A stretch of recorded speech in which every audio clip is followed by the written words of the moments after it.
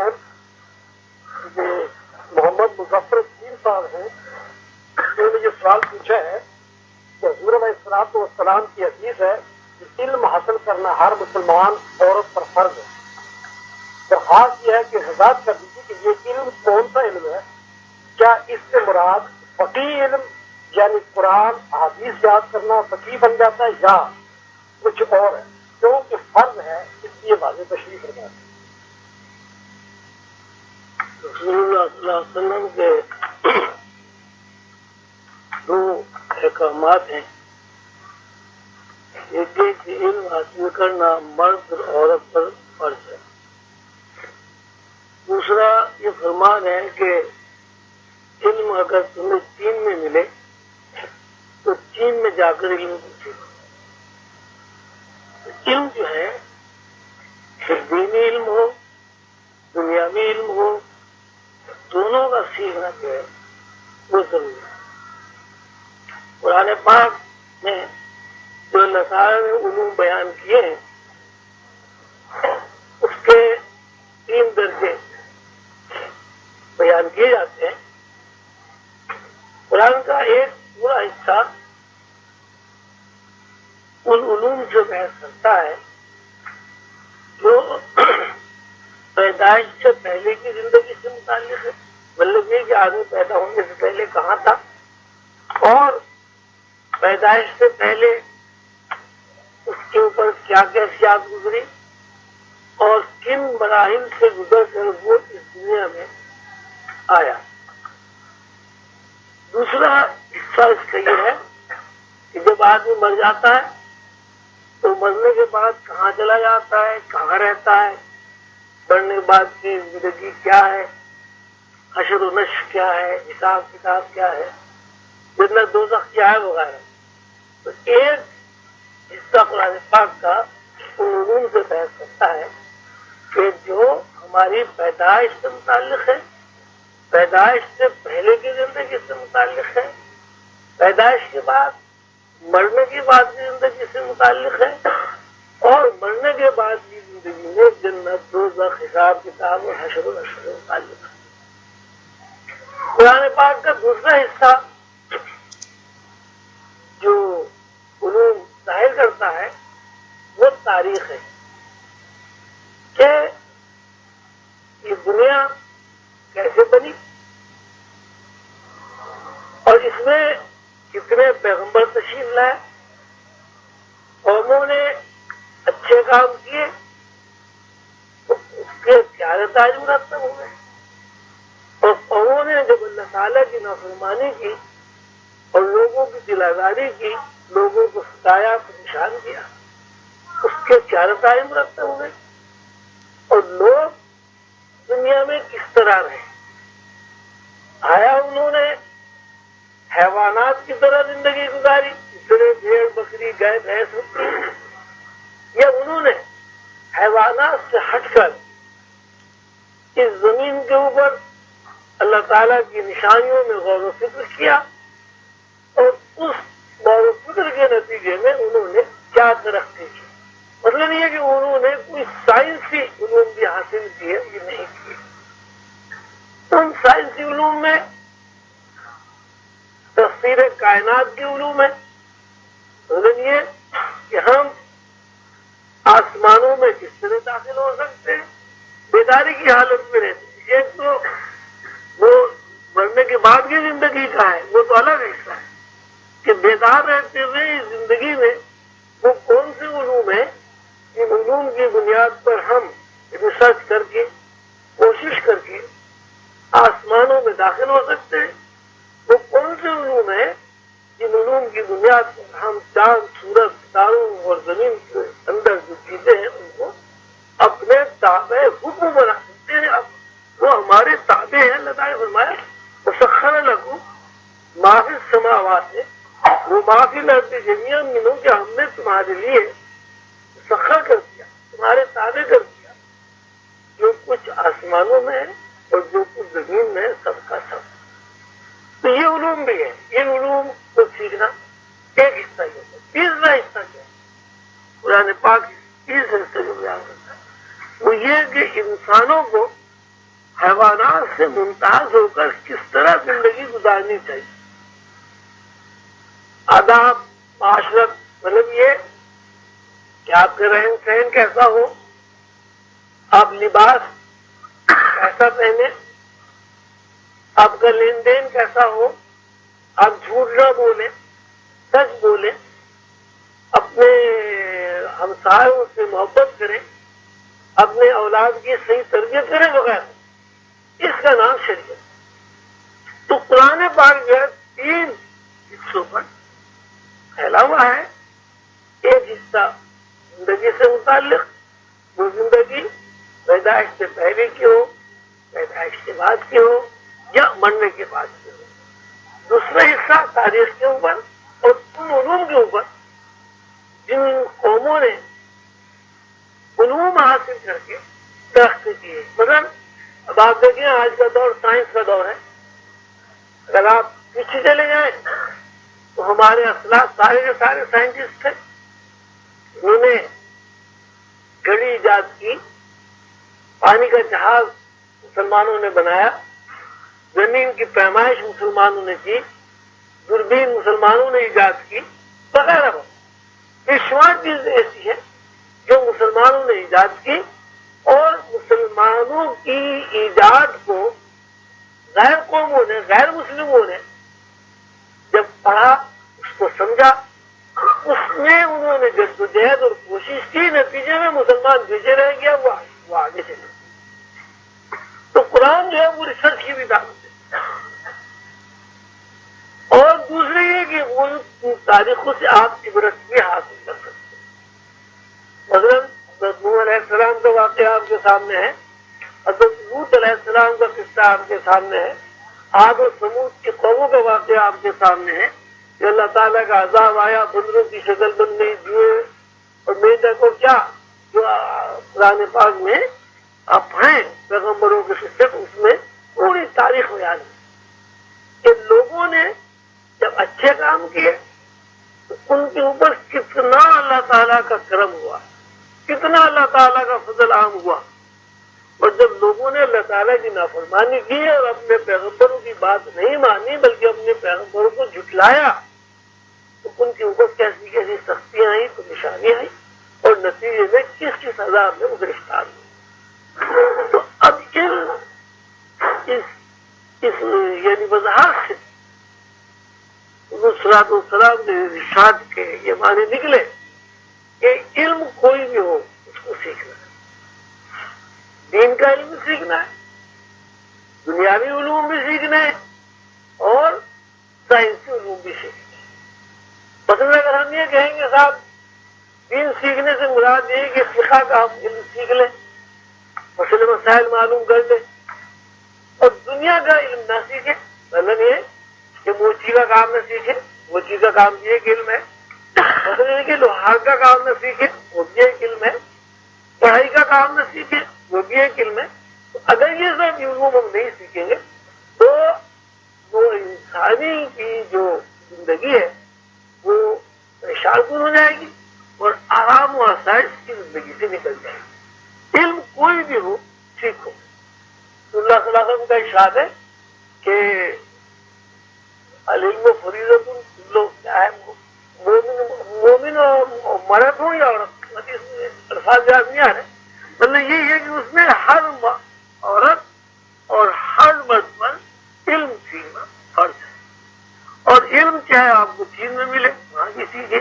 ظاہر ہے حضور پاک صلی اللہ علیہ وسلم کے زمانے میں لوگ چین میں علم فقہ تو سیکھنے نہیں جائیں گے، یا قرآن بھی نہیں سیکھنے جائیں گے، حدیث بھی نہیں سیکھنے جائیں گے. چونکہ اس زمانے میں چین جو ہے سب سے زیادہ ترقی یافتہ ملک تھا. کہتے اس زمانے میں چین نے کاغذ ایجاد کر لیا تھا، اس زمانے میں چین میں روشنائی ایجاد ہو گئی تھی، تو اور ساری دنیا میں کہیں نہیں تھی. تو چونکہ چین ترقی یافتہ ملک تھا، ساری دنیا میں اس کی علمی حیثیت سے ایک ممتاز حیثیت تھی. اسی لیے حضور پاک صلی اللہ علیہ وسلم نے فرمایا کہ اگر چین میں بھی علم ہے تو چین میں بھی جا کے سوچے. یہ سوال ہمارے پاس دعا ہو گیا ہے کہ یہ سلطان کیا چیز ہے، ہم اس اسے کس طرح حاصل کر سکتے ہیں، اس کے بارے میں آپ نے کئی دفعہ پہلے بھی ذکر فرمایا ہے، لیکن اس کی کوئی وضاحت ہماری سمجھ میں نہیں ہے۔ سوال ادھورا ہے۔ جس بھائی نے بھی سوال کیا ہے اس نے سورہ رحمان کی آیت کا حوالہ دیا ہے۔ اللہ تعالیٰ فرماتے ہیں یا معاشر الجن والانس ان استطعتم ان تنفذوا من اقطار السماوات والارض فانفذوا لا تنفذون الا بسلطان۔ اے گروہ جنات اور اے انسانوں کے گروہ، تم اگر زمین اور آسمان کے کناروں سے نکل سکتے ہو تو نکل کر دکھاؤ۔ من اقطار السماوات والارض، اگر تم آسمانوں اور زمین کے کناروں سے باہر جا سکتے ہو تو جا سکتے، لا تم نہیں جا سکتے، نہیں نکل سکتے، الا بسلطان، مگر سلطان کے ذریعے۔ بولے اگر آپ سلطان حاصل کر لیں تو آپ زمین اور آسمان کے کناروں سے باہر جا سکتے ہیں۔ دیکھیے اس میں بہت ہی اس آیت مبارک میں بہت زیادہ غور و فکر کی ضرورت ہے۔ اللہ تعالیٰ یہ فرما رہے ہیں کہ ایک صورت ایسی ہے، ایک صورت ایسی موجود ہے، ایک صلاحیت ایسی انسانوں کے اندر اللہ تعالیٰ نے منتقل کرتی ہے کہ اگر اس صلاحیت کو آپ تلاش کر لیں اور وہ صلاحیت آپ کے اندر بیدار متعارف ہو جائے تو آپ غیب کی دنیا میں داخل ہو جائیں۔ من اقطار السماوات والارض، آسمانوں اور زمین کے کنارے سے نکل کر دکھاؤ، تم نہیں نکل سکتے مگر سلطان کے ذریعے نکل سکتے ہو۔ تو اب یہ بہت سارے حضرات یہ کہتے ہیں کہ انسان غیب کی دنیا میں داخل نہیں ہو سکتا، انسان کو غیب حاصل ہی نہیں ہو سکتا، تو یہ غلط ہے۔ اس آیت مبارک سے یہ ثابت ہے کہ انسان کو اگر سلطان حاصل ہو جائے تو غیب کی دنیا میں داخل ہو جاتا ہے۔ من اقطار السماوات والارض، کے آسمانوں کے کناروں سے تم نکل سکتے ہو۔ آسمانوں کے کناروں سے کیا مطلب ہوا بھائی؟ زمین کے کنارے سے، زمین کے کناروں سے جب آپ باہر گئے، آپ خلا میں پہنچ گئے، تو خلا بھی غیب کی اس میں آتا ہے۔ جو چیز آپ کو نظر نہیں آ رہی یا جس چیز کے بارے میں آپ کو علم حاصل نہیں ہے وہ سب آپ کے لیے غیب۔ تو جب آپ زمین کے کناروں سے نکل گئے تو آسمان میں پہنچے، جب آسمان میں پہنچے تو سماوات، 7 آسمان کو کناروں سے نکل گئے۔ تو آسمان کی دنیا جو ہے اس کو ہم غیب کی دنیا کے علاوہ کوئی نام نہیں دے سکتے۔ تو 7 آسمانوں سے نکل جاتے ہیں۔ اب 7 آسمانوں کے کناروں سے نکلنے کا مطلب یہ کہ 7 آسمانوں کے بعد عرش ہے۔ اس کا مطلب ہے ہر انسان کے اندر اللہ تعالیٰ نے صلاحیت رکھی ہوئی اس آیت مبارک کے مطابق کہ اگر وہ سلطان حاصل کر لے تو وہ زمین اور آسمانوں کے کناروں سے نکل کر عرش پر کھڑا ہو۔ اچھا اب عرش کیا ہے؟ عرش میں اللہ تعالیٰ ہے۔ تو اس کا صاف مطلب یہ ہوا کہ اللہ تعالیٰ کو بھی ہم دیکھ۔ کچھ لوگ یہ کہتے ہیں کہ صاحب اللہ تعالیٰ کو زندگی میں کوئی دیکھ ہی نہیں سکتا۔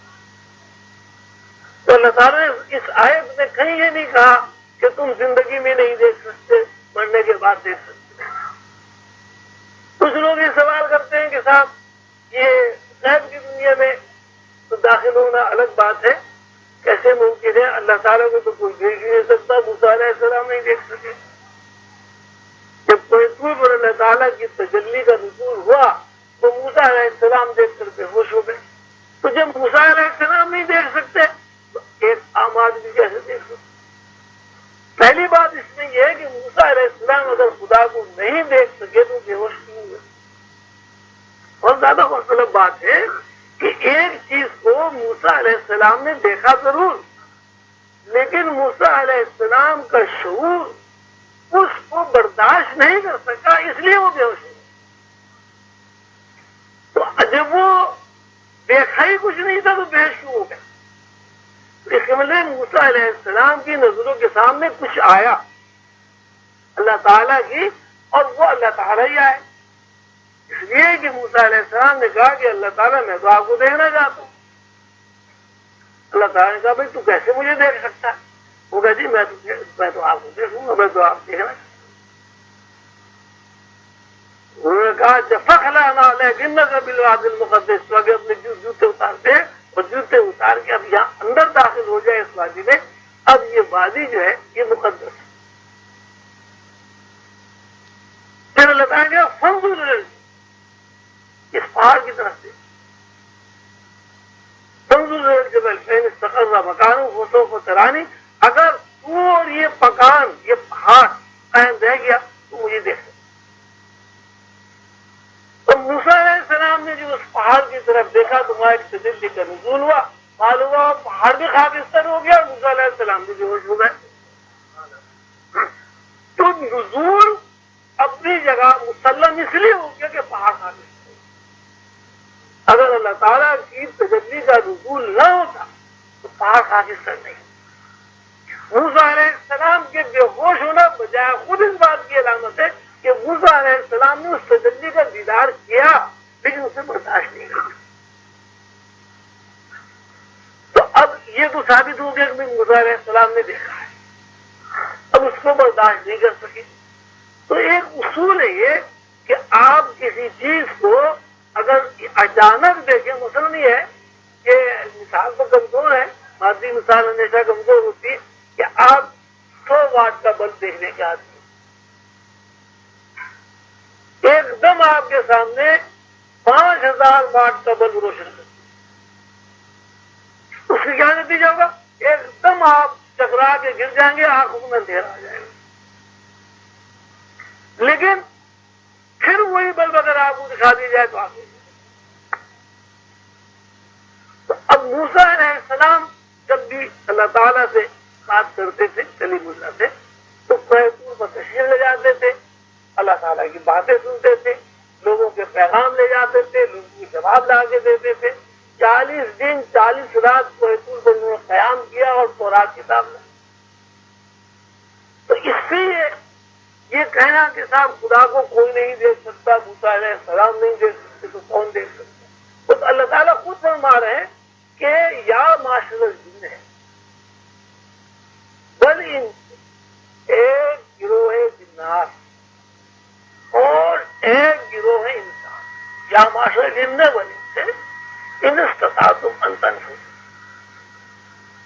کیا تم اس بات کی استطاعت رکھتے ہو کہ تم نکل جاؤ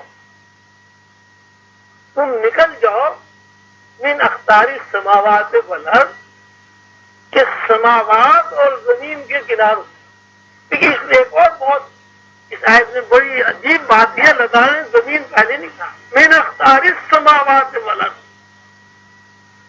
بات زمین پر ہو رہی ہے لیکن اللہ تعالیٰ پہلے سماوات کا تذکرہ کر رہے ہیں، من اقطار السماوات والارض، کیا تم آسمانوں کے کناروں سے اور زمین کے کناروں سے نکل سکتے ہو؟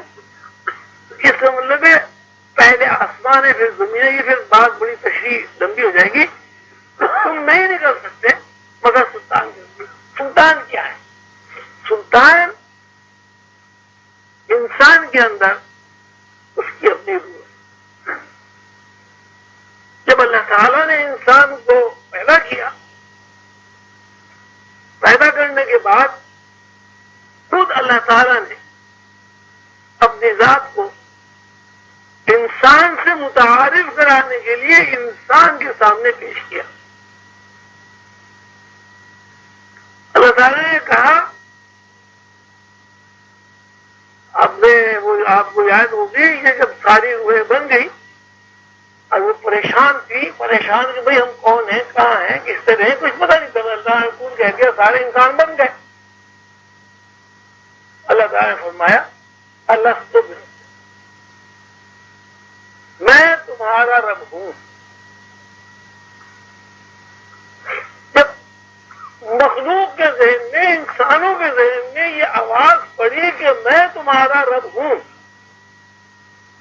تو سارے انسانوں کا ذہن اس طرح متوجہ ہو گیا یہ بولنے والی ہستی کون ہے، یہ کدھر سے آواز آئی۔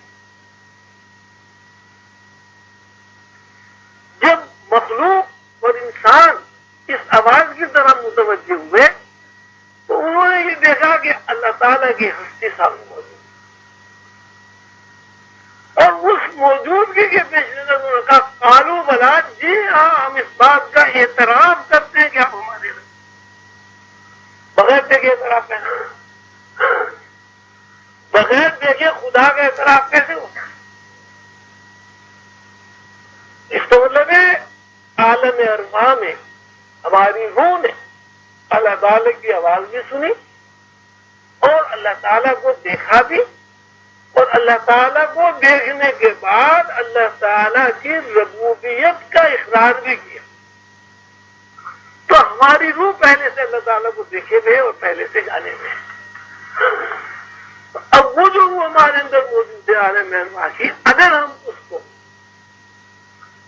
تلاش کر لیں تو ظاہر ہے اس کو تلاش کرنے کے بعد وہ روح کا جو مقام ہے کہ جہاں روح نے اللہ تعالیٰ کو دیکھا تھا اور اللہ تعالیٰ کی آواز سنی تھی اور اللہ تعالیٰ کو پہچان لیا تھا، ہمارے اندر وہ صلاحیت منتقل ہو جائے.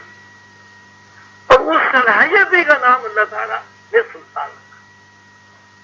سلطان سے مراد یہ ہے کہ اگر تم اپنی روح کو تلاش کر لو، اس روح کو جس روح نے عالم ارواح میں ہماری ربوبیت کا اقرار کیا ہے، تو تم آسمانوں اور زمین کے کناروں سے نکل سکتے. سورہ رحمان کی آیت ہے. کیا ماشاء ظفر ابھی عظیمی صاحب نے یہ سوال کیا کہ حضور ابا جی میری معلومات کے مطابق اللہ تعالیٰ نے اپنی مختلف چیزیں طاق آداب میں رکھی ہیں، جیسے 7 آسمان، قرآن کی 7 منزلیں وغیرہ. کیا طاق آداب میں کوئی مصلحت ہے یا بس ایسی کوئی بات ہے؟ اگر مصلحت ہے تو بتائیے کہ اعداد انسانی زندگی پر کیا اثرات مرتب ہے؟ یہ تعالیٰ نے 7 نہیں 6 کا بھی تذکرہ کیا. 7 سماوات فی 6 ایام، 7 آسمان بنائے 6 دنوں میں. تو 6 تو بھائی طاق نہیں. یہ تو یہ بات ہوگی. دوسری بات ہے کہ علم الاعداد یہ بہت بڑا علم ہے. اتنی مختصر سی مجلس میں علم الاعداد کے اوپر بحث نہیں کی جا سکتی. البتہ روحانی ڈائجسٹ ایک مرتبہ پورا تفصیلی مضمون شائع ہوا ہے. میں پھر آپ لوگوں سے عرض کرتا ہوں کہ روحانی ڈائجسٹ پڑھا کریں. آپ اخبار بھی پڑھتے ہیں، ایک رسالہ پڑھے، اس میں اس قسم کے مضمون آٹومیٹک آتے رہتے ہیں. اب پچھلے دنوں 3-4 قسطوں میں علم الاعداد کے اوپر مضمون چھپا ہے.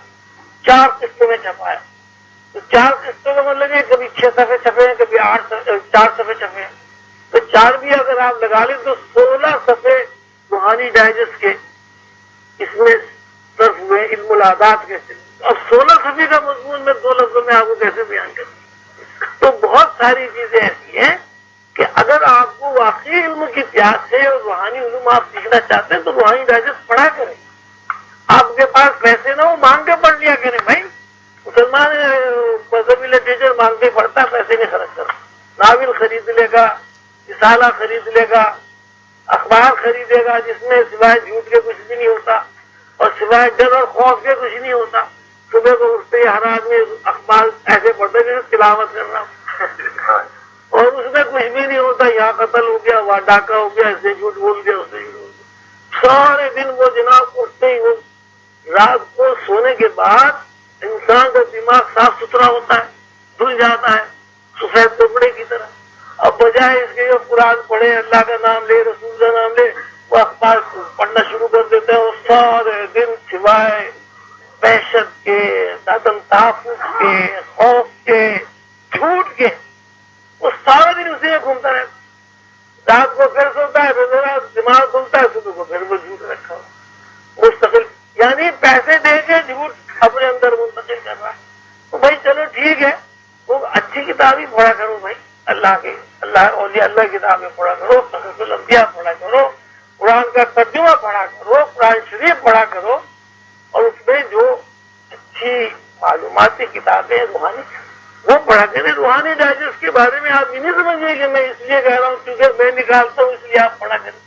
نہیں، میں اس لیے کہتا ہوں کہ اس میں واقعتاً روحانی علوم ہوتے ہیں. اس سے آپ کی استعداد بڑھے گی، آپ کو پتہ چلے گا کہ روحانیت ہے کیا چیز.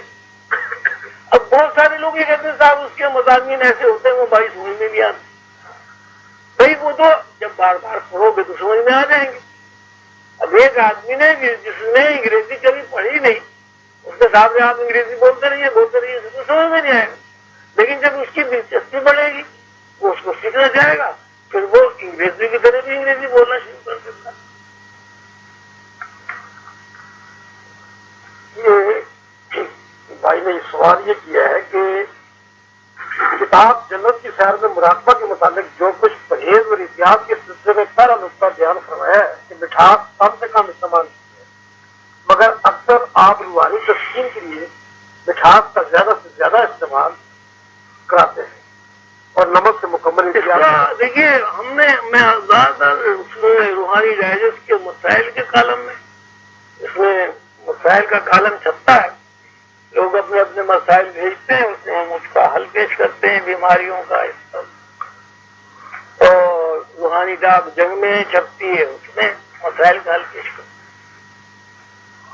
آپ نہیں دیکھو گے ہم جہاں یہ کہتے ہیں کہ بھائی نمک جو ہے کم سے کم کر دو تو وہ روحانی تسکین کے لیے نہیں کہتے بلکہ نفسیاتی مریض جو لوگ ہوتے ہیں ان کے لیے کہتے. دماغی مریض، نفسیاتی مریض، پاگل پن کے مریض ان کے لیے ہم یہ کہتے ہیں کہ بھائی نمک جو ہے کم کر دو، مٹھاس زیادہ. اس کی وجہ اس کی یہ ہے کہ مٹھاس جو ہے وہ انسان کے زمینی شعور کو طاقت پہنچاتا ہے. تو اگر مٹھاس کم ہو جائے تو انسان کا زمینی شعور جو ہے وہ کمزور ہو جاتا ہے. جب وہ کمزور ہو جاتا ہے اس کا نتیجہ یہ ہوتا ہے کہ ایک آدمی جناب اس میں بیٹھا ہوا ہے وہ کچھ دیکھ رہا ہے، اس کی نظر کھل گئی، اس نے کچھ دیکھا، اس میں کوئی کان میں آواز آ گئی، آگے پیچھے اس کے کچھ ہے نہیں، وہ اس آواز کو اپنے مفید مطلب معنی پہنا رہا ہے حالانکہ اس کا ان معنوں سے کوئی تعلق ہی نہیں. جب وہ چونکہ عملی زندگی سے اس کا کوئی تعلق نہیں ہوتا وہ اس میں بسیط ہوتا ہے تو ایک قسم کا پاگل پن ہو جاتا ہے، مریض ہو. تو روحانی تسکین کے لیے ہم نے کسی کو نہیں کہا کہ نمک بند کر دو، بلکہ دماغی امراض کے لیے ہم لوگوں کو بتاتے ہیں کہ نمک کم کر دو، مٹھاس زیادہ کر دو. جتنا کوئی آدمی مٹھاس زیادہ کھاتا ہے اسی مناسب سے اس کا شعور، زمینی شعور، یہ گریوٹی سے آپ کہہ لیجیے، ثقل کہہ لیجیے، وہ زیادہ ہو جاتا ہے اور پھر وہ دنیاوی زندگی کو زیادہ اچھی طرح گزارتا ہے. بنسبت اس کے کہ اگر اس کے اندر نمک کی زیادتی ہو جائے اس کا شعور کمزور ہوتا ہے، لاشعور ایکٹیو ہو جاتا ہے. تو لاشعور ایکٹیو ہونے سے اس کی دنیاوی کاموں میں خلل پڑتا ہے. اس لیے اس کے پیچھے کوئی استاد تو ہوتا نہیں، وہ اپنے آپ ہی معنی پہناتا رہتا ہے اور اس سے وہ بیمار ہو جاتا ہے. پھر ایک اپنے لیے بھی عذاب ہے، اپنے گھر والوں کے لیے عذاب ہے. اور یہ ان صاحب نے بھی کہا کہ روحانی تسکین کے لیے ایسا نہیں ہو. میرا خیال ہے زیادہ غور سے توجہ سے اس کو پڑھا نہیں.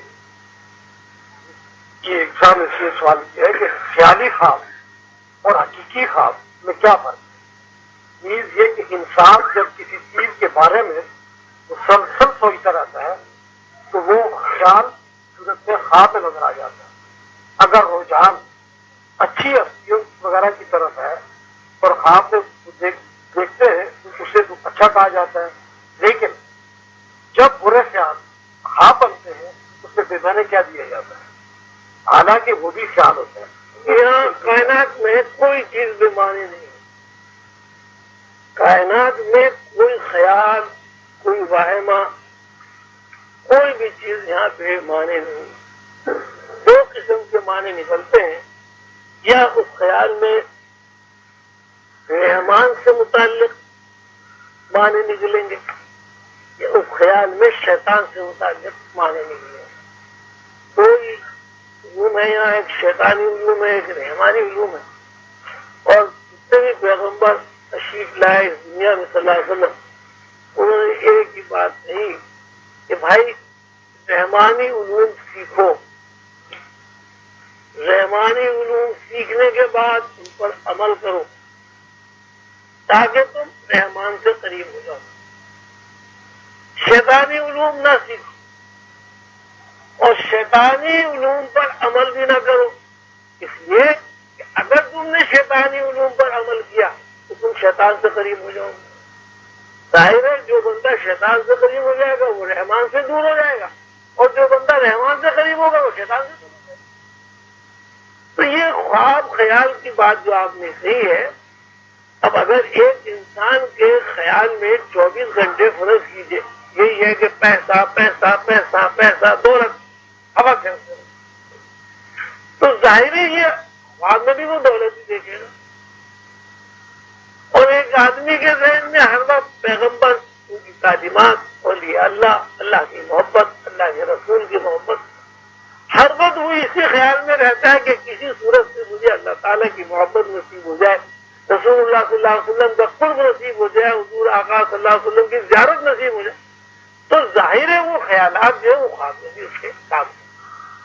تو ظاہر اس لیے کسی خیال کو کہا جاتا ہے کہ یہ یعنی شیطانی خیال ہے. جو شیطانی خیال ہے اس کی کہیں گے چرچا میں پڑھیں گے اس کی کیا تعبیر ہے کیا ہے، وہ کوئی خیال جو ہے بیمانی نہیں ہوتا، یہ اس میں شیطنت ہوتی ہے، یہ اس میں رحمانیت ہوتی ہے. تو پیغمبروں نے شیطنت کو رد کیا ہے اور شیطانی خیالات سے دور رہنے کی ہدایت دی ہے، اور اللہ تعالیٰ سے قریب ہونے اور رحمانی کو سیکھنے کے لیے انہوں نے ہدایت دی.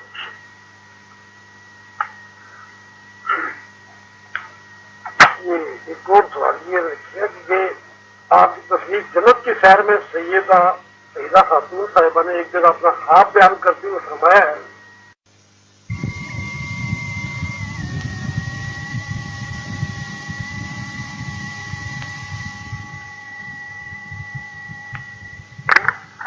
آج ہمارے پاس آئے ہیں، انہوں نے بھائیوں نے جو سوال کیا ہے کہ تصوف کے روحانی علوم میں مراقبے کو بہت اہمیت حاصل ہے، اور مراقبہ کے ثبوت کے لیے غار حرا سے استدلال کیا جاتا ہے کہ نبی اکرم وہاں مراقبہ کیا کرتے تھے. مگر اگر ہم سورت نبی کا مطالعہ کریں تو پتہ چلتا ہے کہ یہ کیفیت صرف نبوت سے پہلے کی.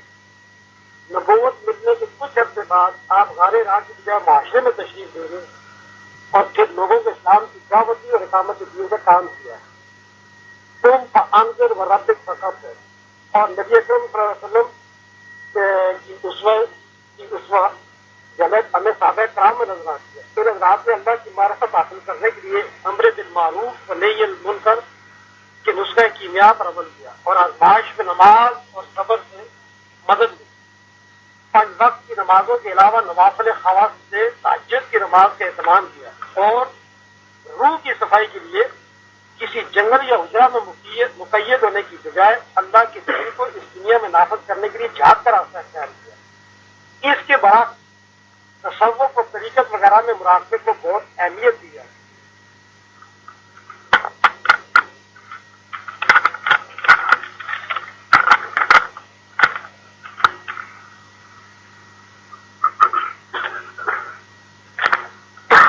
نبی اکرم صلی اللہ علیہ وسلم کو اللہ تعالیٰ نے جب اس دنیا میں پیدا فرمایا اسی وقت سے حضور صلی اللہ علیہ وسلم کی سیرت شروع ہو جاتی ہے. سیرت سے مراد یہ نہیں ہے کہ نبوت کے بعد جو کچھ حضور صلی اللہ علیہ وسلم نے فرمایا یا جو کچھ رسول اللہ صلی اللہ علیہ وسلم کی زندگی سے لوگوں نے استفادہ کیا یا رسول اللہ صلی اللہ علیہ وسلم نے جو کچھ فرمایا اس کو ریکارڈ کیا، یہ بھی سیرت ہے. لیکن سیرت کا دار و مدار اس بات پر ہے کہ اللہ تعالیٰ نے ایک پیغمبر اس دنیا میں بھیجا. حضور پاک صلی اللہ علیہ وسلم نے خود ارشاد فرمایا کہ اول ما خلق اللہ نوری، کہ اللہ نے کائنات بنانے سے پہلے سب سے پہلے جو ہے میرا نور تخلیق کیا. اب جب کائنات زیر بحث آتی ہے تو کائنات سے پہلے اگر کوئی چیز زیر بحث آتی ہے تو رسول اللہ صلی اللہ علیہ وسلم کا نور ہے. جب کائنات کی بنیاد ہی رسول اللہ صلی اللہ علیہ وسلم کا نور بنی تو رسول اللہ صلی اللہ علیہ وسلم کی پیدائش کو ہم کسی بھی صورت سے نظر انداز نہیں کرتے. یہ کائنات ساری کائنات کا دار و مدار ہی اس بات پر ہے اول ما خلق اللہ نوری کہ اللہ نے سب سے پہلے میرا نور تخلیق کیا اور اس نور کے بعد اس نور سے ساری کائنات بنی. تو جب ہم کائنات کا تذکرہ کرتے ہیں، کائنات کتنی بڑی کائنات ہے، اس میں کہکشانی نظام ہے، ستارے ہیں، سورج ہیں، اربوں خربوں اس قسم کی جیسی دنیا میں ہم بیٹھے ہیں، اربوں خربوں ایسی دنیا ہے. جب ہم اس کا تذکرہ کرتے ہیں تو رسول اللہ صلی اللہ علیہ وسلم کا پہلے تذکرہ کرنا ہوتا ہے. تو حضور پاک صلی اللہ علیہ وسلم کی جو زندگی ہے اور حضور پاک صلی اللہ علیہ وسلم کی جو سیرت ہے وہ اسی دن سے شروع ہو جاتی ہے جس دن سے رسول اللہ صلی اللہ علیہ وسلم اس دنیا میں تشریف لائے. جب ہم حضور پاک کا ذکر کرتے ہیں اور سیرت مطہرہ کا ذکر کرتے ہیں تو اس میں ہم حضور کے بچپنے کا بھی ذکر کرتے ہیں. سیرت پاک کے مطالعے کے بعد یہ بات ذہن میں نہیں آتی اور نہ کسی کتاب میں آپ کو ملتی ہے کہ سیرت نگار حضرات نے رسول اللہ صلی اللہ علیہ وسلم کی اسی زندگی کو قلم بند کیا ہے جو زندگی نبوت کے بعد کی ہے. رسول اللہ صلی اللہ علیہ وسلم پیدا ہوئے، ماں حلیمہ صاحبہ تشریف لائی، بکریوں کے تھنوں میں دودھ کا پیدا ہونا، رسول اللہ صلی اللہ علیہ وسلم کا جب وہ تشریف لے جا رہے تھے گدھے کا صلی اللہ علیہ وسلم حلیمہ تشریف لے جا رہی تھی، اس کا صحت مند ہونا، بادل کا سایہ کرنا، رسول اللہ صلی اللہ علیہ وسلم کا سینہ مبارک شق ہونا، اس کو دھونا، دھو کے پھر دوبارہ رکھنا، رسول اللہ صلی اللہ علیہ وسلم کے رضائی بھائی ڈر کے خوف زدہ ہو کر ان کا بھاگنا، اپنی ماں حلیمہ کو اور باپ کو بلا کر لانا کہ محمد کو کسی نے قتل کر دیا ہے، پھر ان کا آنا، پھر حضور کو دیکھنا، پھر حضور کا یہ فرمانا کہ فرشتے آئے تھے، حضور نے میرا سینہ شق کیا اور دل نکالا اور اس کو دھویا اور دوبارہ دیا. تو یہ ساری چیزیں جو ہے رسول اللہ صلی اللہ علیہ وسلم کی سیرت میں شامل. رسول اللہ صلی اللہ علیہ وسلم کا صادق ہونا، سچا ہونا، امین ہونا، رحم دل ہونا، یہ بھی نبوت سے پہلے کی ہی تذکرے میں یہ باتیں ساری آتی ہیں. نبوت سے پہلے رسول اللہ صلی اللہ علیہ وسلم کو کا بتوں کو برا سمجھنا، بت پرستی نہ کرنا، یہ بھی ساری چیزیں جو نبوت سے پہلے کی ہے. اگر ہم رسول اللہ صلی اللہ علیہ وسلم کی اسی زندگی کو اپنے لیے مشعل راہ بنائیں گے جو زندگی نبوت کے بعد کی ہے تو پھر ایک بہت بڑا خانہ اور گیپ رہ جائے گا. اس لیے کسی آدمی کو پہچاننے کے لیے ضروری ہے کہ اس کا بچپن کیسا ہے، اس کا خاندان کیسا ہے، اس کا ماحول کیسا رہا اور اس نے کس طرح دنیا میں مقام حاصل کیا، کس طرح اس نے ترقی کی وغیرہ وغیرہ.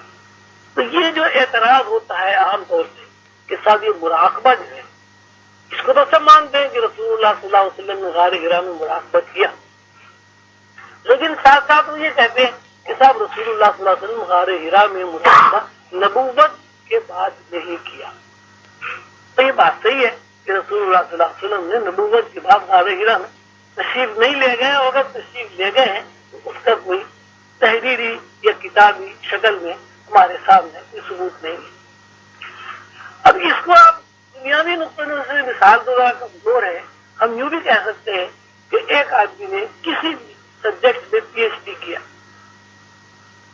ہم نے اس آدمی کو پی ایچ ڈی دیکھا، ڈاکٹر دیکھا، تو کل کو ہم یہ بھی کہہ سکتے ہیں کہ صاحب اس آدمی نے تو کبھی ABCD نہیں پڑھی، ہم کیوں پڑھیں؟ تو ایسا نہیں ہے. جب تک اس پی ایچ ڈی آدمی نے جب تک ABCD نہیں پڑھی، جب تک کہ پہلی کلاس نہیں پڑھی، نرسری نہیں پڑھی، پرائمری کلاسیں نہیں پڑھی، میٹرک نہیں کیا، BA نہیں کیا، اس وقت تک وہ پی ایچ ڈی نہیں ہوگا. تو اب جب بھی کسی کو پی ایچ ڈی کرنا ہوگا تو اس کو اسی روٹین سے گزرنا ہوگا کہ وہ نرسری کلاس میں داخل ہو اور آہستہ آہستہ پڑھے. تو نبوت کی شان بھی یہی ہے کہ جہاں تک نبوت کا تعلق ہے، نبوت جو ہے اللہ تعالیٰ کی طرف سے منتقل ہوتی ہے. لیکن جب ہم شعوری آواز کا تذکرہ کرتے ہیں تو اللہ تعالیٰ کے ایک نظام ہے اپنا بنایا ہوا کہ شعور بتدریج ترقی کرتا ہے، شعور کے اندر بتدریج طاقت آتی ہے. تو اسی شعور کے اندر طاقت آنے کے لیے، اسی شعور کے اندر کیا کہتے ہیں اللہ تعالیٰ کے انوار کا ذخیرہ ہونے کے لیے رسول اللہ صلی اللہ علیہ وسلم نے جو کچھ کیا وہ تفکر کیا. اسی طرح حضرت ابراہیم علیہ السلام نے جو کچھ کیا وہ بھی تفکر کیا ہے نا. حضرت ابراہیم علیہ السلام نے وہ آپ نے سنا ہے چاند ستارے خدا ہے اور یہ خدا ہے اور وہ خدا ہے, اور جب وہ چھپتے رہے تو وہ حضرت ابراہیم علیہ السلام نے فرمایا کہ چھپنے والا خدا نہیں. تو کوئی آدمی یہ کہے کہ صاحب وہ حضرت ابراہیم نے جو تفکر کیا تھا یہ تو نبوت سے پہلے کا تفکر تھا, لہٰذا ہم کیسے تفکر کریں. تو یہ بات جو ہے میرا اپنا خیال ہے کہ اس میں لوگ گہرائی میں چونکہ نہیں سوچتے, اس لیے اس قسم کی باتیں ذہن میں آتی ہیں. تو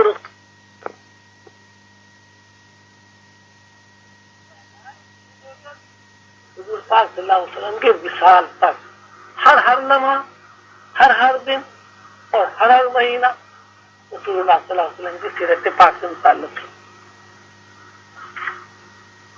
دوسری بات انہوں نے یہ کہی کہ صاحب رسول اللہ صلی اللہ علیہ وسلم غار ہرا میں تشریف لے جاتے تھے, نبوت کے بعد وہ تشریف نہیں لے گئے اور معاشرے میں انہوں نے کام کیا. تو ہم جب یہ مراقبے کا تذکرہ کرتے ہیں تو ہم نے کبھی یہ نہیں کہا کہ بھائی آپ دنیا چھوڑ کر گوشہ نشین ہو جائیں, جنگل میں بیٹھ جائیں. وہاں پشاور میں ایک بہت بڑے اس میں بہت بڑے میس میں اسی طرح کا ایک اجتماع تھا بڑا, اس میں بڑے بڑے افسران کے بولے. تو وہاں بھی مجھ سے یہ سوال ہوا تھا کہ کیا آپ یہ چاہتے ہیں کہ ساری دنیا گھر بار چھوڑ کے جنگل میں جا کے بیٹھ جائیں, نہ بیوی کا خیال کرے, نہ بچوں کا خیال کرے, نہ یہ کرے, بس آگے بند کر کے بیٹھے رہے.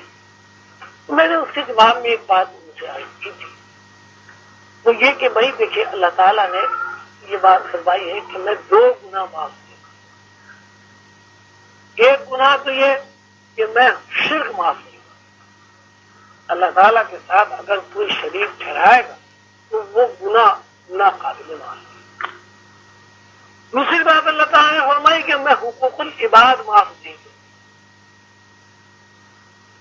تو اگر کوئی آدمی یہ دنیا چھوڑ کر گوشہ نشین ہو جائے اور جنگل میں چلا جائے, نہ وہ والدین کے حقوق پورے کرے, نہ وہ بیوی بچوں کے حقوق پورے کرے, نہ وہ معاشرے کے حقوق پورے کرے, تو بھائی یہ تو وہ شرک کر رہا ہے. تو اس کا یہ مطلب تو نہیں ہے کہ ہم لوگوں کو شرک کی طرف دعوت دے رہے ہیں اب مفت میں کہ صاحب آپ لوگوں کو شرک کی طرف دعوت دیں اور اپنی وہاں عاقبت خراب کریں اور دوزخ کے انگارے ہم کھائیں. مقصد یہ نہیں ہے, مقصد یہ ہے کہ اس دنیا میں رہتے ہوئے ہر آدمی کا یہ فرض ہے کہ وہ اپنے باپ کو جانتا اور پہچانتا. اگر کوئی آدمی اپنے باپ کو جانتا اور پہچانتا نہیں ہے یا اس کے باپ کا علم نہیں ہے تو اس آدمی کی معاشرے میں قدر و قیمت نہیں ہے. معاشرے میں اپنا وجود قائم کرنے کے لیے اور معاشرے میں خود کو ظاہر کرنے کے لیے اور معاشرے کا ایک معزز رکن بننے کے لیے ہر شخص کے لیے یہ ضروری ہے کہ وہ اپنے باپ کو جانتا, اپنی ماں کو جانتا. اگر کسی کوئی آدمی اپنے باپ سے ناواقف ہے, رہتا ہے, اس سے آپ مجھے بھی تمہارا باپ کون ہے, مجھے بھی پتہ نہیں, اس کو معاشرہ قبول نہیں کرتا. تو اسی صورت سے اگر کوئی آدمی اس دنیا میں رہتے ہوئے اپنے اصلی باپ خدا سے واقف نہیں ہے تو ساری کائنات اس کو نظر انداز کر دیتی, اٹھا کے پھینک دیتی. اس کا کوئی وجود کائنات میں سوائے بوجھ کے کچھ.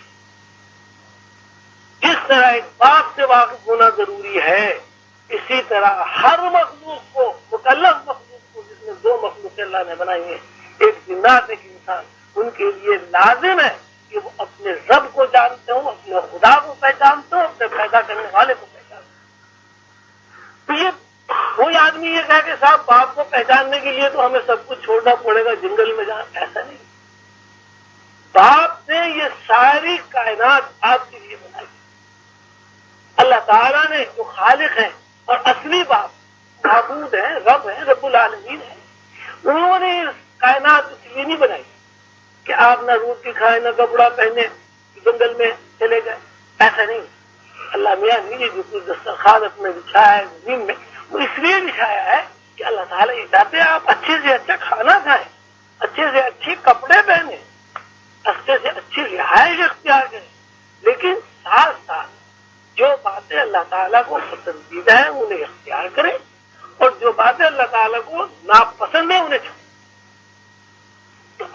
کو جو تلاش ہے اللہ کی تلاش ہے وہ تفکر. جب تک کہ کوئی آدمی اس بات کی طرف اپنا ذہن نہیں لے جائے گا کہ اللہ ہے کہاں, اللہ ہے کون, اللہ کہاں رہتا ہے, اس وقت تک پھر واقع وہ اللہ کی تلاش میں نہیں نکلے گا. اب رہ گیا یہ کہ صحابہ کرام صلی اللہ علیہ وسلم نماز سے مدد مانگتے تھے اور صبر سے, یہ صحیح بات ہے. تو نماز میں نے کئی دفعہ عرض کیا اور میں نے ایک کتاب بھی لکھی روحانی نماز, آپ لوگ اسے دلبادی لٹریچر پڑھنا چاہیے. مسلمان لٹریچر نہیں پڑھتا, روحانی نماز میں نے ایک کتاب لکھی, اس میں یہ بات بتائی ہے کہ نماز دراصل مراقبہ. مراقبے کا مطلب ہے کنسنٹریشن, مراقبے کا مطلب ہے کسی ایک نقطے پر ذہن کو مرکوز کرنا, بس یہ مراقبہ ہے. لیکن مراقبے کا یہ مطلب ہرگز نہیں ہے کہ آپ جنگل چلے جائیں اور بستیاں غیر آباد ہو جائیں, بچے یتیم ہو جائیں, بیویاں بیوہ ہو جائیں. یہ تو پھر حق تلفی آپ کر رہے ہیں. وہ تو اللہ کے راستے پر چلنے کی بجائے آپ شیطان کے راستے پر چل رہے ہیں. رسول اللہ صلی اللہ علیہ وسلم نے بھی ارشاد فرمایا لا رہبانیت فی الاسلام, اسلام میں رہبانیت نہیں ہے. اسلام میں یہ بات نہیں ہے کہ آپ دنیا داری چھوڑ, دنیا داری کرتے ہوئے تمام حقوق پورے کرتے ہوئے آپ کی وزٹ ہے, آپ کا یہ فرض ہے کہ آپ اللہ سے واقف ہوں. اب اللہ سے واقفیت کا جو طریقہ رسول اللہ صلی اللہ علیہ وسلم نے فرمایا من عرف نفسہ فقد عرف ربہ, پہلے ضروری ہے کہ آپ اپنے وجود سے واقف ہوں, کہ آپ یہ دیکھیں کہ ہمارا وجود کیا ہے. مثلا اگر کوئی آدمی اپنے اندر غور کرے, اپنے وجود کے بارے میں تفکر کرے, تو سب سے پہلے اس کے ذہن میں یہ بات آتی ہے کہ میرا دل برابر حرکت کر رہا ہے, پھیپڑے جو ہیں وہ بھی چل رہے ہیں, آنتیں بھی چل رہی ہیں, آٹومیٹک ہر کام ہو رہا ہے. تو یہ کوئی مشین نہیں لگی ہوئی, کوئی بجلی کا کرنٹ نہیں آ رہا ہے, کوئی تار نہیں لگ رہا ہے. یہ کیسے سب چیزیں جو ہے آٹومیٹک چل رہی ہیں. یہ نا دل ہر وقت چلتا رہتا ہے. اچھا اب آنکھیں آپ کی, اب آنکھیں دیکھتی کیمرہ ہے, اللہ تعالیٰ نہیں آنکھیں جو ہے کیمرہ بنائی, وہ اپل کے جو ہے شٹر اوپر نیچے آتا رہتا ہے, تصویریں دماغ میں جاتی رہتی ہیں, آپ دیکھتے رہتے ہیں, آٹومیٹک کیمرہ چل رہا ہے. آپ کھانا کھاتے ہیں, آپ کو ہضم کرنے کے لیے کوئی کام نہیں کرنا پڑتا, کھانا ہضم ہو جاتا ہے. اگر آپ کھانے کا حساب کتاب کریں تو ایک آدمی اگر دن میں 2 سیر بھی کھانا کھاتا تو ایک مہینے میں 60 سیر ہو گیا, 1.5 من. ایک سال میں کتنا ہوا جی؟ 18 من. تو ایک سال میں جتنا کچھ آدمی نے کھایا تو اس کے حساب سے اس کا وزن 18 من ہونا چاہیے, لیکن اس کا وزن 1 من سے زیادہ ہوتا ہی نہیں.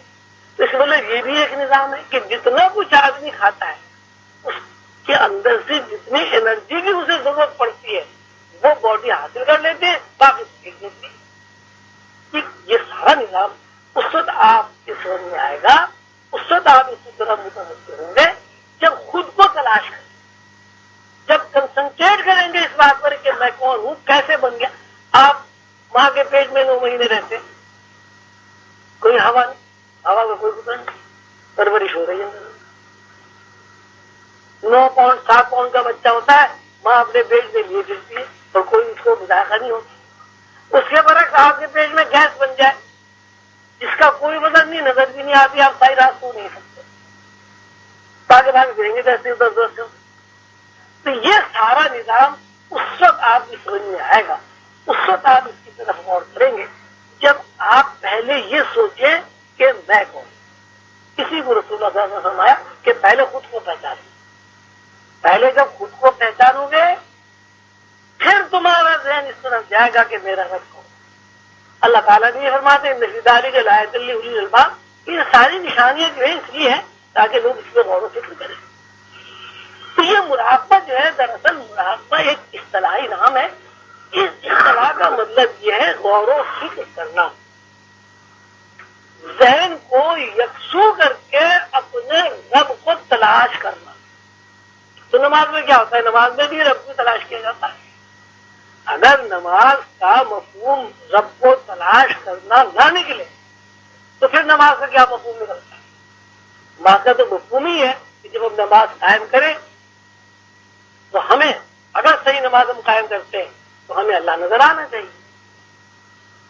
ہمیں اللہ نظر آنا چاہیے, ہمیں دیکھنا چاہیے کہ ایک ہستی ہے جس کے آگے ہم سجدہ کر رہے ہیں. وہ اللہ ہمیں اس لیے نظر نہیں آتا کہ ہم نے کبھی اس طرف توجہ ہی نہیں کی کہ اللہ کو ہم دیکھیں. تو یہ مراقبہ رسول اللہ صلی اللہ علیہ وسلم کی ایسی سنت ہے کہ جو نبوت سے پہلے غار حرا میں سنت پر عمل ہوا اور نبوت پر فائز ہونے کے بعد رسول اللہ صلی اللہ علیہ وسلم نے اس سنت پر نماز کی شکل میں. تب ہمارے یہاں صورت حال ہے کہ ہم نماز قائم کرتے ہیں, نماز پڑھتے ہیں, تو نماز میں ایک سوئی ہوتی ہی نہیں. 17 رکعت پڑھ جائیے آپ عشاء کی, اس میں ایک رکعت میں بھی ذہنی ایک سوئی نہیں ہوتی. تو اس ذہنی ایک سوئی حاصل کرنے کا کیا طریقہ ہے ہمارے پاس؟ وجود اس کہ ہم رسول اللہ صلی اللہ علیہ وسلم کی اس سنت کو تلاش کریں, اس سنت پر عمل کریں جس سنت پر عمل کر کے رسول اللہ صلی اللہ علیہ وسلم پر اللہ تعالیٰ نے قرآن نازل کیا. دیکھیے بیت اللہ شریف موجود تھا, بیت اللہ شریف میں قرآن پاک کیوں نازل نہیں ہوا, غار حرا میں کیوں نازل؟ ایک سوال ہے, ایک آدمی کر سکتا ہے. ٹھیک ہے, بیت اللہ میں 360 بت رکھے ہوئے تھے, لیکن رسول اللہ صلی اللہ علیہ وسلم تو بتوں سے ان کا تعلق ہی نہیں تھا. غار حرا میں کیوں قرآن نازل؟ ایک سوال ہے, آپ لوگ بتائیں کہ اگر غار حرا کی کوئی حیثیت نہیں ہے نبوت سے پہلے, تو غار حرا میں قرآن کیوں نازل ہوا؟ پہلی آیتیں کیوں نازل ہوا؟ اقرا بسم ربک الذی خلق خلق الانسان من علق. تو یہ ان بھائی نے یہ سوال کیا, اس میں یہ ہے کہ یہ حجروں میں بند ہونا, جنگل میں مقید ہو جانا, مراقبے کا مطلب ہرگز یہ نہیں.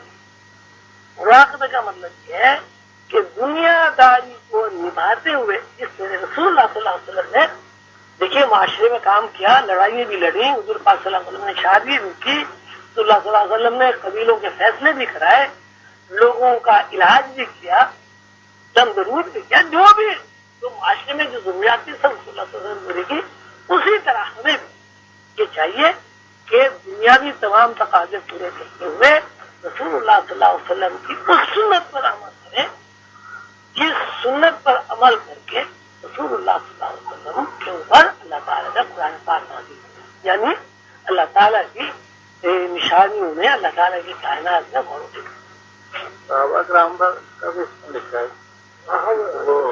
صحابہ کرام کے بارے میں یہ ہے کہ صحابہ کرام کے بارے میں یہ نہیں معلوم ہوتا کہ بھئی انہوں نے مراقبے کی نہیں کی. تو صحابہ کرام کو تو نماز ہی سارا مراقبہ. نماز کو اگر آپ کنسنٹریشن کہتے ہیں تو صحابہ کرام جب نماز قائم کرتے تھے ایسی مثالیں موجود ہیں کہ صاحب گھر میں آگ لگ گئی اور پتہ ہی نہیں چلا. حضرت علی کی نماز آپ نے سنی ہوگی کہ صاحب وہ ایک لگ گیا کمر میں, جب اس کو نکالنے لگے تو بڑی تکلیف ہوئی. تو لوگوں نے کہا بھائی خیر سے. جب حضرت علی کرم اللہ وجہ نے وہ نماز کی نیت باندھ لی, انہوں نے جناب وہ تیر کھینچ بھی لیا. اب دیکھیے تیر وہ بھالا ہوتا ہے, وہ جب باہر نکلتا ہے تو پورا گوشت نکل کے باہر نکلتا ہے. تیر نکال بھی دیا, مرم پٹی بھی کرتی, سب کچھ ہو گیا, انہیں پتہ ہی نہیں چلا. ہو گیا بھائی پٹی ہو گئی اس کے سلام کے بعد. تو یہ نماز بجائے خود ایک مراد, یہ نماز بجائے خود کنسنٹریشن.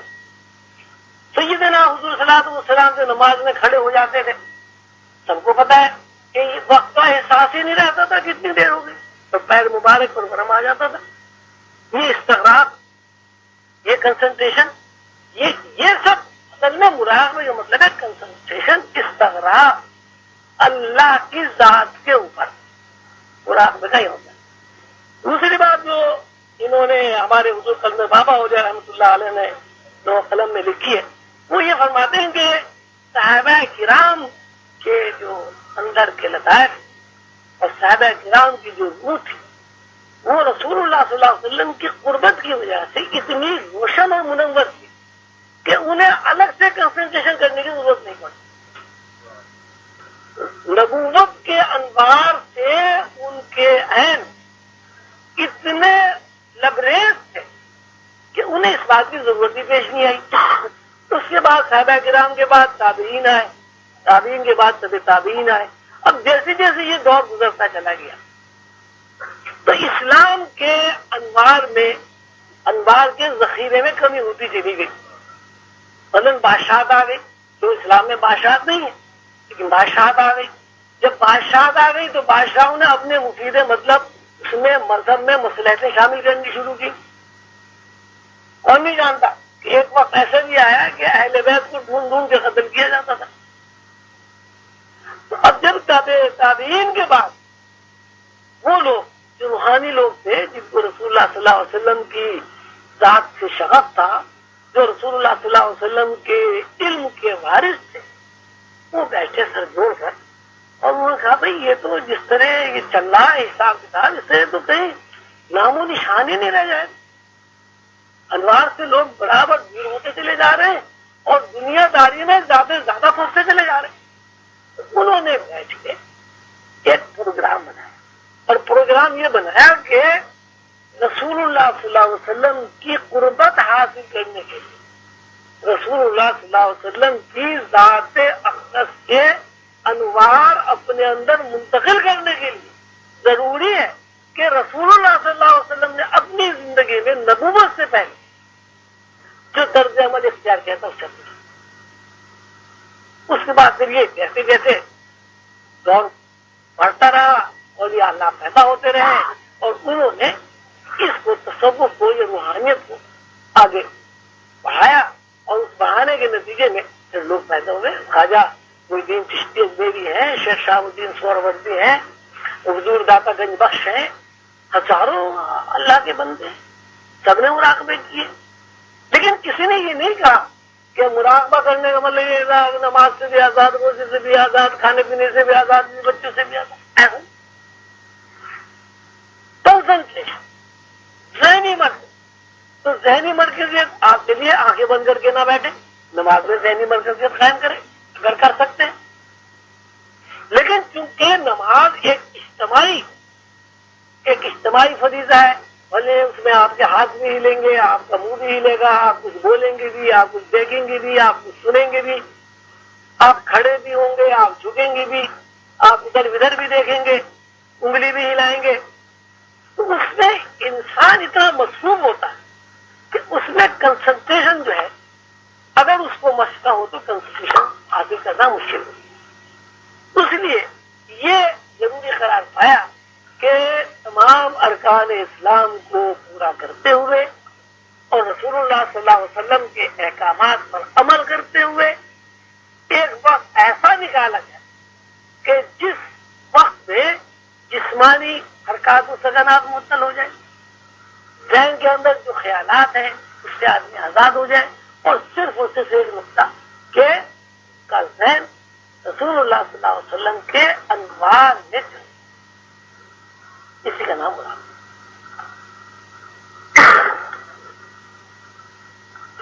دن صاحب نے سوال کیا ہے کہ اگر اسٹڈی رہ گئی ہو تو دوبارہ کر سکتے. غور صاحب کا سوال ہے کہ تصوف میں فنا کتنی قسم کی ہوتی ہے اور ایک روحانی طالب علم کو روحانیت کا سفر طے کرنے کے لیے کن کن مراحل سے گزرنا ہوگا؟ بھائی تصوف تو اور روحانیت تو بڑی بات ہے. یہ تو ہم دنیا میں آپ پہلے تو یہ پوچھیں کہ دنیا میں کتنی فنا ہوتی ہے. جس روز بچہ پیدا ہوتا ہے اسی روز سے فنا شروع ہوتا ہے. اگر آج کے بچے پر آج کا دن فنا نہ ہو تو وہ کل میں داخل ہی نہیں ہو. بچے کا ہر لمحہ فنا ہو رہا ہے اور دوسرے لمحے میں بچہ پیدا ہو رہا ہے. یہ لمحات کے اوپر فنا جو ہے یہی نشو نما ہے.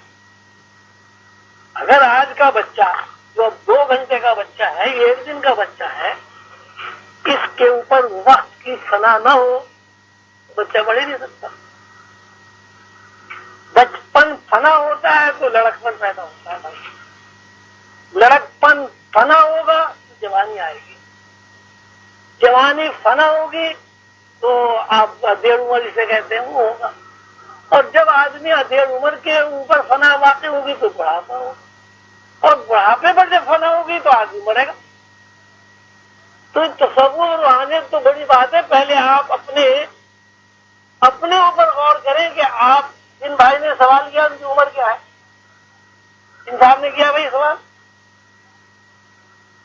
ہے نام تو دکھائی پھر. تو جن صاحب نے بھی یہ سوال کیا ہے ان کی عمر اگر فرض کیجیے 30 سال کی ہے تو کیا آپ جب سے پیدا ہوئے ہیں اب تک بغیر فنا کے 30 سال کے ہو گئے؟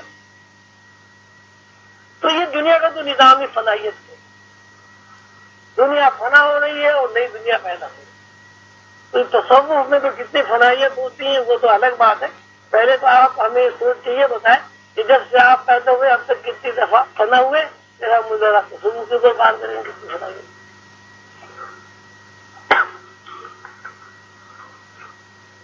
محمد مظفر صاحب نے سوال کیا کہ علم کی روحانی تعریف کیا کی جا سکتی ہے. حضور کی حدیث ہے کہ علم حاصل کرنا ہر مسلمان مرد عورت کا فرض ہے.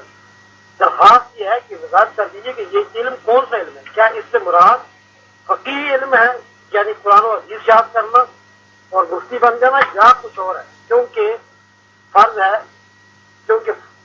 ہے اس لیے واضح تشریح کر دیجیے.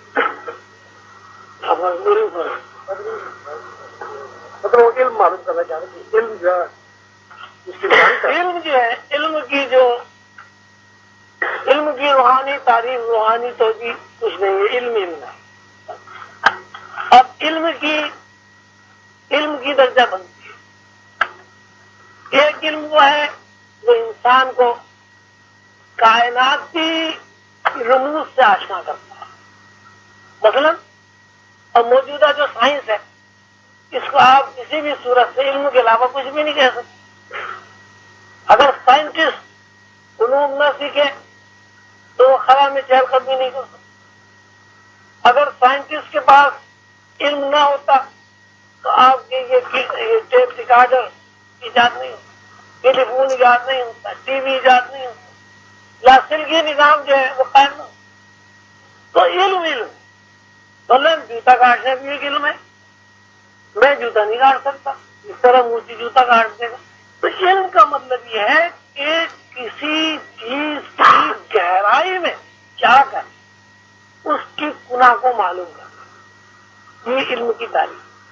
اب علم جو ہے دو قسم کے ہوتے ہیں.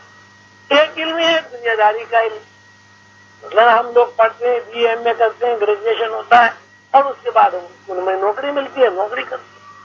اور ایک علم یہ ہے کہ انسان کائناتی تفکر میں داخل ہو جاتا ہے، یعنی اس علم سے اس کے اندر ایک تفکر کا پیٹرن بن جاتا ہے جیسے موجودہ آپ کے سائنس. اور وہی علم اگر اور زیادہ ہو جائے تو پھر انسان اللہ تعالیٰ سے قربت حاصل کر لے. رسول اللہ صلی اللہ علیہ وسلم جب دربار میں اس کی حضوری ہو جاتی ہے اور اس کو زیارت نصیب ہو جاتی ہے. وہی علم اگر آدمی حاصل کر لے تو وہ قرآن کا علم بن جاتا ہے، حدیث کا علم بن جاتا ہے، اور اسی سے پھر معاشرے کے جو قدرے ہیں اس کو قائم کرنے کے لیے فقہ بن جاتا ہے. تو علم کی کوئی ایک تعریف یہ نہیں ہے کہ علم سے ہی کہتے ہیں کہ آدمی قرآن پڑھے اور حدیث پڑھے اس کے بعد سے علم ہو. اگر خالی قرآن حدیث پڑھنے سے ہی علم کا منشا پورا ہو جاتا تو رسول اللہ صلی اللہ علیہ وسلم یہ ارشاد نہ فرماتے کہ علم حاصل کرو چاہے تمہیں چین جانا چاہے. تو چین میں ظاہر ہے وہاں قرآن تو نہیں پڑھایا جائے. اس زمانے میں چین جو ہے سب سے بڑا متمدن ملک تھا. وہاں بہت زیادہ بڑی انڈسٹری تھی. علوم